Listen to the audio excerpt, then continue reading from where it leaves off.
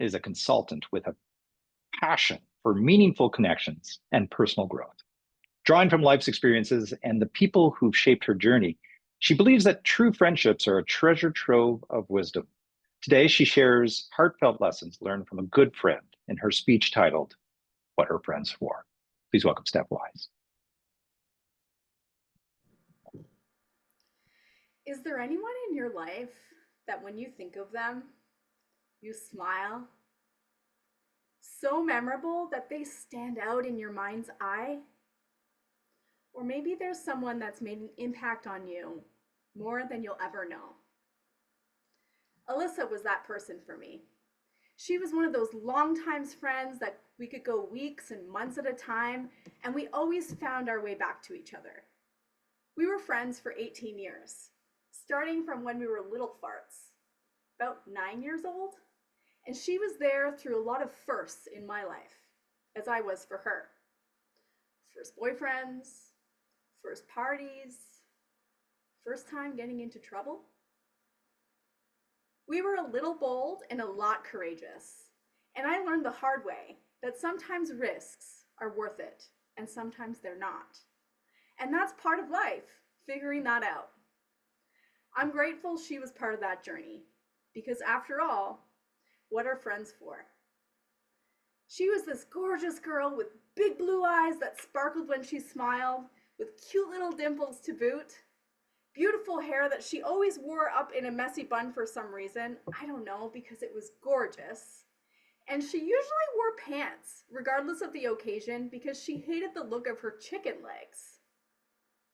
And you could always hear her coming down the hall. Chicken pie, chicken pie, chicken pie pie. And there she'd be, this huge grin intact, waving like crazy, just to let you know she was there. Fast forward to our 20s. It had been a while since we connected, and she sat me down on my front step and told me about her opioid addiction and how she was in recovery. She was living with her boyfriend at the time, not far from my place, and we actually had some really amazing times, quality times that summer, reminiscing about all the funny things that we did. One time, I had Alyssa babysit for me so we could have a date night, and something happened. My son Levi was 2 at the time, and long story short, she got drunk while she was babysitting my child. And this was not just a little buzz. She was wasted. Like, I'm talking, eyes rolling back in her head, wasted, falling off her chair, and she could barely speak. This was a very serious situation because she was responsible for the safety of my child. For the parents in the room, has your child's safety ever been compromised? Heart-wrenching, right? I didn't talk to her for a long time after that. And she really did make the effort and was super remorseful. And eventually I decided that our friendship was worth it, and I accepted her apology.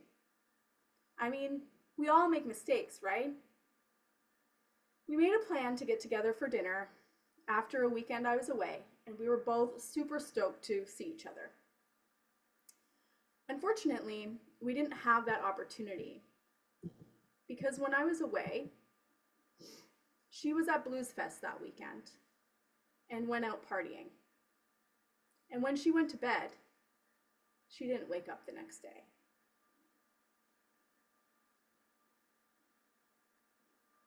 She had an accidental overdose.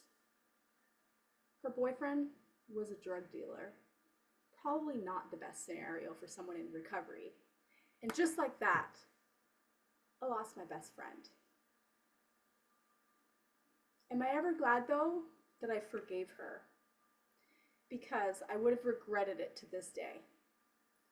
And though I feel like I didn't really get the chance to tell her, to hug her, and say it's okay, I'm reminded of the importance of taking the time to tell our loved ones that we care about them, that they really matter to us, because you just never know.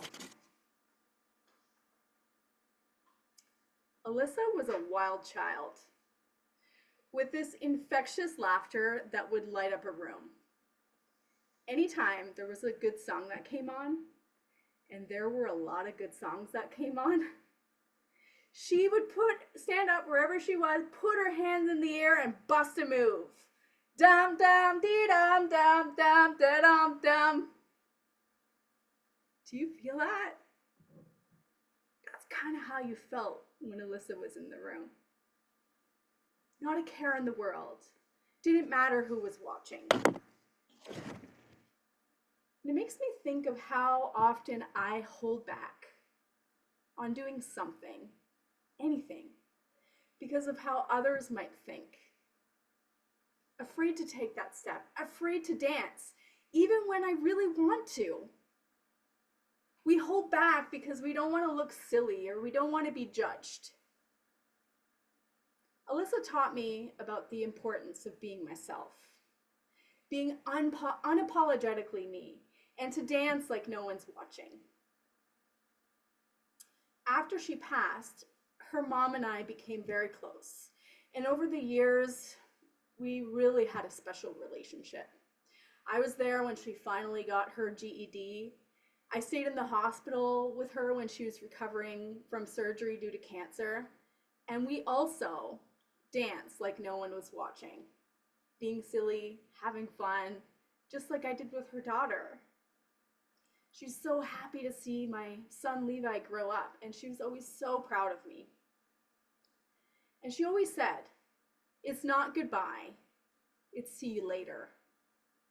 You see, goodbye has this certain finality to it.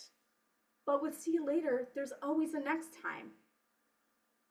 Alyssa lived on with our bond because she was so special to both of us, and one of those memorable people who will forever hold a place in my heart.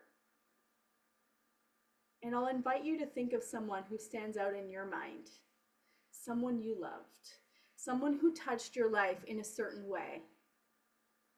Is there someone that you need to forgive before you regret it? Is there someone that you can reach out to today to let them know that they matter to you? Because after all, what are friends for? Back to you.